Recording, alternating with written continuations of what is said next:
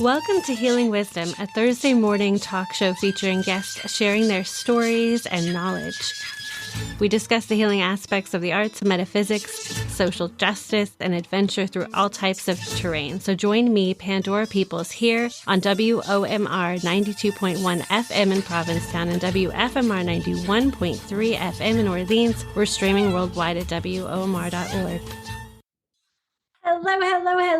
Hello out there. I'm very pleased to have artist and educator Heather Blume with us today. Welcome. Thank you. It's a real pleasure to be here and to be asked. You have some shows coming up for Women's Week in Provincetown, and you also have a class that you're teaching. And then we're also going to talk about your winter show. You received your MFA in sculpture from the Graduate School of Figurative Art at New York Academy of Art. Your artworks are included in permanent collections at the British Museum in London and the Royal Coin Cabinet of Sweden and Stockholm. And your work is also in private collections. And select sculptures are in the permanent collections of the Provincetown Art Association and Museum and the Cape Cod Museum of Art and the Cahoon Museum of American Art. You've been an artist in residence at the Vermont Studio Center, the Higgins Arts Gallery, and at the Truro Center for the Arts. So you've got the show coming up for Women's Week.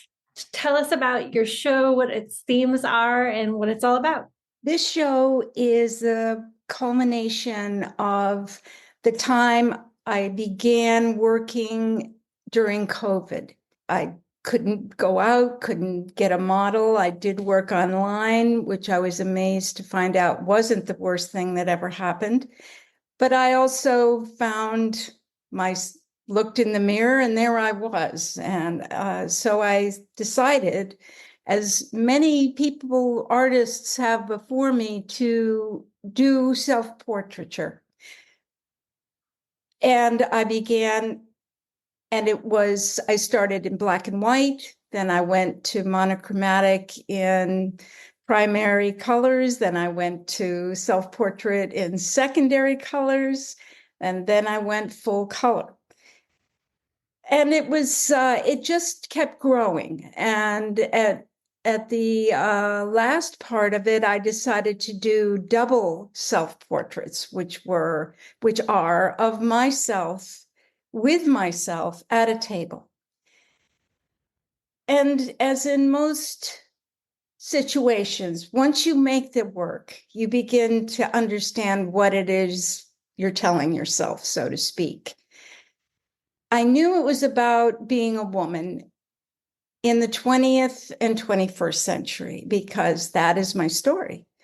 And as it evolved, symbols showed up, especially in the double portrait, the table itself, a symbol for coming together. There's a tree in the background of one, the tree of life. I'm drinking from a cup. I'm emptying the cup in the other hand. I'm arm wrestling myself for the inner conversations that I have and the different struggles. I say, well, I'm going to do this. No, I'm not going to do that. That's not a good idea. Yes, you've got to take a risk and go for it. The different conversations we have inside ourselves and the development of identity. And that, I think, is so important to women, and why I was a teenager in the 60s. And the women's movement means a great deal to me. My mother was an artist. I could see how she didn't get a chance most of the time, her work had to come later or after or secondary too. And yet she always did it. She always saw herself as an artist. So she was a great example to me. But I still, coming up with Gloria Steinem and various other women leaders, I say her off the top of my head. There are many others whose shoulders we stand on that go back to my great-grandmother's time. And so it means a great deal to me. And that's why, even though I had the chance to have a show in the larger room in November, I said, no, I want to be in a Women's Week, because I really feel that this work speaks to that. It does, of honoring who we are, but also discovering who we are and facing that in a way that empowers us, not you don't want to get too, it's interesting. Making my self-portrait, I could really get honest, especially with my aging face as well. So there are many different aspects that come into the work. And I think the more I look at them, the more I see. Hmm. That's interesting too, because we think of art and beauty usually, right? And finding beauty in things through art. And so the exercise of capturing yourself and exploring your age and your identity, it seems like it's a recipe for a self-acceptance. Oh, yes, absolutely. Yeah. But still, discovery, especially at this point in my life. So much of my memories are coming up again from my earlier age that are much more vivid than I thought they would be. I mean, they talk about short-term memory or long-term memory, but those long-term memories come with all these feelings that happened at that time as well. So it's really like a time traveling at different moments. And in looking at my own work, I can see revealed in it certain aspects of my younger self in the work that's done now. Even though I'm looking at myself in a mirror, I'm still a composite of all of those years. And it's a wonderful discovery. It is. That's the advantage to aging, is to get the complete picture of a life. I mean, it's not over by any means, but there's a lot there, a lot of beginnings, failures, learning from, realizing the importance of each of these steps, even though at the time you're thinking, oh, this is the worst.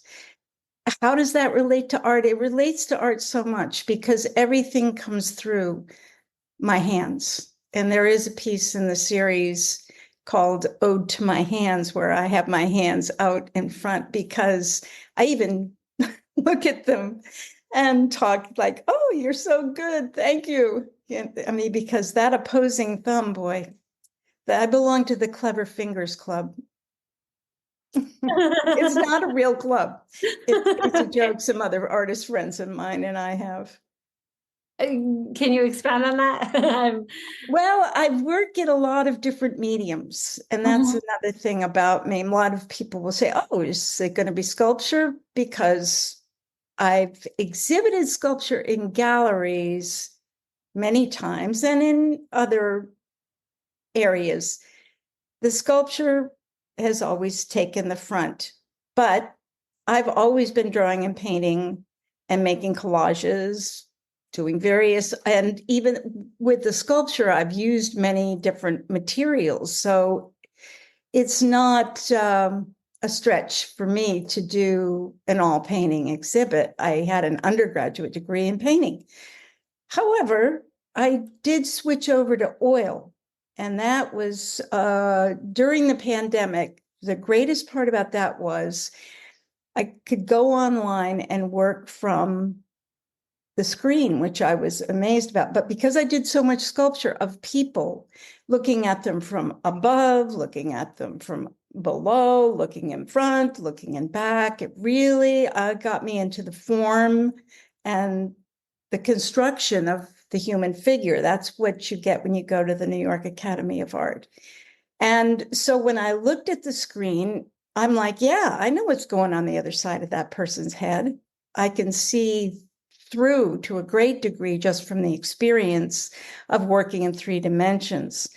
So it was wonderful because the models have control of the light, of the setting, and the atmosphere. And so many of these models would set up this whole, this whole scenario. You'd have a great scene to work from. And I could use my oil paints. It's much more involved to get the art supplies, put them in the box, put them in the car, put all the support material and then go set it up, get the palette set up, all of this. Well, I have my studio. And so I said, well, this is great. I've got an opportunity to use oil and really learn I'd taken some classes in oil as well. I had been working with acrylic paint before, and they are a very different animal, just the way they dry, the way they look. I think because my mother painted in oil, I just was in love with the smell of it. And so I wanted to work with it. That's cool. And also, it sounds like maybe it was your mom's thing. So you kind of, Yep, veered yep, away to find your own, and then coming back to it is a kind of like a whole full circle thing. yes. So, and then also as an artist, I'm sure you were very aware of your mother's aging, or at least now, in retrospect, you are. She was also an artist and a Yes. well-known one as well at that. So, can you talk about aging? I think for women too, there's always a sense of like a lineage, like whether you have a daughter yourself or not. Most of us have mothers that we've known, or, grandmothers or aunts that have taken care of us who've become maternal figures. So, can you talk about identity as a woman and how it's complex, and perhaps, in what ways it's different for women than for men? That is a poignant question and a good one. I'll try to take that sequentially. First, in terms of my mother, when I was young, it intimidated me somewhat that my mother was such a good artist. I thought, well, I couldn't, she's the artist, how can I do that? So I began in clay, and maybe that had something to do with it too, because she didn't. And I became a figurative artist, which she was not. She was more still life and landscape. But having said that, when I did finally say, okay, this is it, I am a creative person, then my mother and I, we're always close. And of course, the influences she had on me and my world, my surrounding, where we lived, we always lived near artists. And my professor, when I went later in life, was a woman who really guided me so that I could go to graduate school in New York. And my mother encouraged that, and my grandmother did as well. And my mom worked all the way up to the day I took her to the hospital and then she passed away there. She was 87, but she was an artist. That was her primary identity. And it was a wonderful, she was a poet as well. So it's an interesting thing, because I know other children of artists, and we all have a little bit of that fact in common, that the parent is such a figure, in our lives, that to some extent we feel that they were the real ones. And it's harder for us to own. It was harder for me to own myself as an artist, but I did. I did. I mean, it's a co-creation type of situation where all of us, not all of us, but myself in particular, it took me a while to bloom. I'm a late bloomer. It's funny, It little. was inevitable, though. And then in terms of where were we going with that after that? Oh, just women and their identity. Yes. And self-portraiture. I did just take out a book on self-portraiture by women, which is a fascinating book. A lot of it, there has been a lot done, a lot more than I ever realized in going back into past centuries that they're beginning to find now. And that the women are usually involved in self-portraiture to reveal the things that matter to them in life, significant symbols within the portraits. I do have that in mind as well, or the time and place, how it reflects what they're living through. Whereas men would often have portraits that signified heraldry or name, philosophies, which was fine too. It's not, but there's a difference. There is a difference because, of course, the women, most people never even saw their work, but they were doing it to honor themselves, I think. And that has something to do with what I'm doing. In honoring myself, I'm honoring, I hope, the women of my time, saying that one of the paintings I did during when Roe versus Wade was overturned, and it was just such a gut puncher to me. And I know to many women, just to think, my God, how far we were coming in this, really? So to give a testimony to this time is important. And I hope I've done that in this exhibit. If you're just joining us now, you're listening to Healing Wisdom on WOMR 92.1 FM and WFMR 91.3 FM in Orleans. We're streaming at WOMR.org. My guest today is artist and educator Heather Blume. She has a reception coming up at the Provincetown Commons for Women's Week. It's happening October 15th from 2 to 5, so check it out. Her show will be up until the 27th. She's also got a class series coming up at the Provincetown Art Association and Museum, and you can go to paam.org for that information. You can go to provincetowncommons.org for information about her show, Eye to Eye Personal Exchanges by Heather Blume. Certain kinds of asserting yourself or certain kinds of confidence or certain kinds of making declarative statements based on your own experience. I feel like women are always having to say things like, I feel like, or I think, instead of this is the way it is. A declarative, right. For me, Yes, I do know, because I've tended, that's an aging thing that's beneficial. You have less of a governor on your mouth to a great degree. I feel much more confident to say, like I did the other day at the Cahoon Museum, why is everybody quiet as soon as someone says, are there any questions? The audience all suddenly goes absolutely quiet. And so I know everyone's thinking of something here, especially there were a lot of women in the audience, but this reticence to declare what you think, that, that's going to offend someone. I think that could go in the realm, I think, though, of all of our society now. We're either in each other's face, only we're not, or we're very reticent to come out and really talk about what we feel. Being an artist is a good way to do it, because you don't have to stand right in front of your work necessarily. You don't. You can just put it out and say, okay. Now, some work is huge, genitals of some sort. That's different. But yeah, art is a good way to communicate.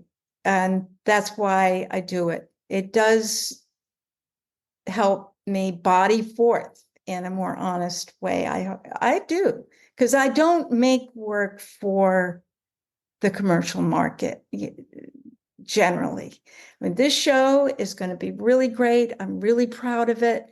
But do I think it's going to run out the door with, sales ticker on it? Probably not, because it is more of a psychological and political, to that extent, show. And I guess I probably am as a person as well. Yeah.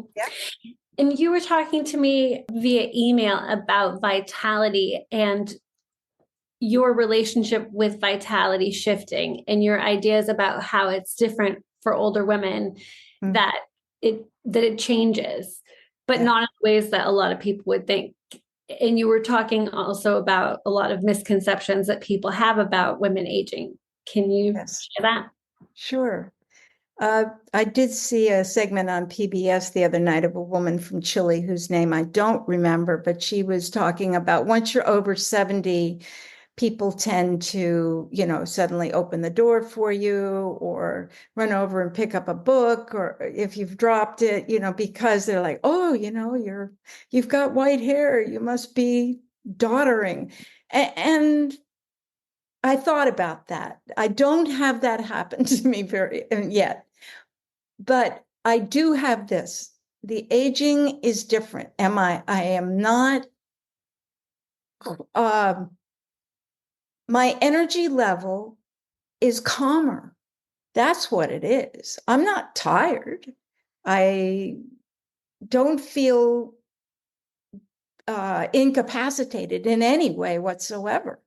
But I do feel a different energy, a different, I don't have the drive. Like, it's not like, oh, well, I got plenty of time in my life left, so I better get going and get all these things accomplished. And, now I'm looking more to what I can give back. Absolutely. Like, I've got a lot of experience. I love sharing with people. And I think that's the thing in the older parts of our lives, where rather than thinking, well, that's it, I retired from whatever I've done, and now my usefulness is diminished. And yet we don't feel that way at all, that there's nothing diminished about the way I feel, in that when someone talks to me like yourself, I'm like, oh yeah, I love engaging people. I love being a part of a community. It means ever more to me to see younger people coming up, to see what they're doing, to see how energized they are, and to feel that thrill in myself, to recognize that in them. It's what makes being human so wonderful. And then, I was raised on the Cape. So I'm seeing an incredible change here. But the art community that was so small when I was young is now so big. It's really great to see all the influences and to know the legacies of each of the pockets of the Cape that I knew about, because I grew up in Sandwich, but then my mother remarried and moved to Truro at one time. And then I was expelled from boarding school 3 months before I graduated, and I went to Provincetown High School. And I loved it. It was the best thing that ever happened. I was in an all-girls boarding school. It was just a great education, but terrible experience living in a dorm with only 10 other girls and a poor older woman. Oh, well, she wasn't poor. She just was living there with us by herself. So anyway, that's beside the point. The point being that I benefited greatly from that, from being in Provincetown, in a really great town that really supported the kids. And I always kept that part of me, and I couldn't get it out of me. I left the Cape many times, but I would always say, oh no, I got to go home. I've got to smell the ocean. I smell the brine, smell the pine sap, smell the Rosa rugosa, and be in an art community of people that are really really having a good time. Yeah, we all seem to be having a pretty good time.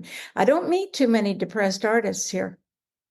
If they're around, I don't know them. That's really nice. And it's nice to hear too how it's changed and expanded and grown since you were first going to Provincetown with your mom and living in Truro and Sandwich and all that. I am thinking about you were talking about how people often don't ask questions and are timid, and that seems to apply to men and women after a talk. I found going to school with predominantly girls at a boarding school, and it was an art-focused boarding school. It was really nice to experience classes with an imbalance of more girls than boys, because for the first time in my life, I saw girls dominating in a classroom. Mm. And it really took my I was very shy, usually. So it was such a pleasure to discover that. I don't know what the dynamic is like at an all girls boarding school. Well, this was, I know it's changed. Yes. Those were different times. I mean, Mhm. those were the times when women, girls especially, in my day, I was relegated to not being worth listening to, often in elder company cocktail parties. It just you weren't treated, frankly, I mean, as a full human being. And even at these girls' boarding school, they were more worried about us getting pregnant than anything else. And so that's why it was so great to have the women's rights coming up, birth control, all of those things happening. We're like, all right, we're getting seen for being full humans, not this role that we have to play, subordinate role to a society that's patriarchal. And I really more than hope that our society as a whole can pull itself forward to view the world in more human terms and less objective aggression. Yeah. And women play a huge part. That's why the species has two of us. Mm. And we all have these complicated things too. It's not just nature supplies. That's the thing I love about the Cape too. I walk out my door, I look in the grass, and there's a world in there. And that's had a huge influence on me. And my mother taking me to different places to accept and understand and love all kinds of people. And I love the Cape and Provincetown for that reason. They're not going to get judged, for who you are. And as they say, who you love. I mean, this is a great place to live because of that. And I'm sure that's got a lot to do with why I choose to live here as well. Thank you so much, Heather, for joining us today. Folks can go to heatherblume.com for information about your upcoming shows, as well as for information on your expressive portrait workshop at the Provincetown Art Association and Museum. This show has been brought to you by Kristen Knowles and Tom Fettig. If you too would like to become a society member of Healing Wisdom, you can call 508-487-2619 or go online to womr.org.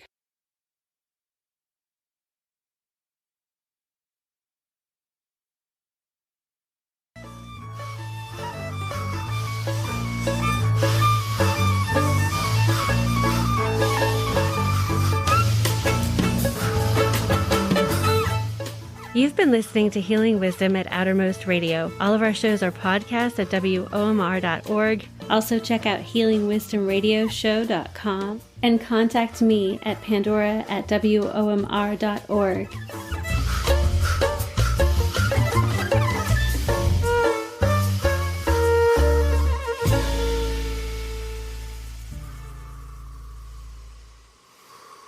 Yeah.